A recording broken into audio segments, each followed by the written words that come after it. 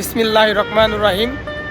প্রিয় মাতৃভূমি ভালো নেই, দেশের মানুষগুলো ভালো নেই, যারা অলরেডি শহীদ হয়ে গিয়েছেন যেসব ভাই বোনেরা, তাদের জন্য আজকে আমরা দোয়া করব। আজকে আমরা দুইজন ভাই পবিত্র মক্কা শরীফ যাব। যেসব ভাই বোন শহীদ হয়েছে তাদের জন্য আমরা দোয়া করব। প্রিয় মাতৃভূমি ভালো নেই, আমি আমার দেশের জন্য দোয়া করব। আল্লাহ পাক রাব্বুল আলামিন এই ওমরা হজের উসিলায় যদি বাংলাদেশের অবস্থাটা একটু ভালো করে দেয়। আমার হাজার হাজার মা বোন ভাই শহীদ হয়েছেন, অনেক বাবারা শহীদ হয়েছেন, এগুলো আর দেখতে চাই না।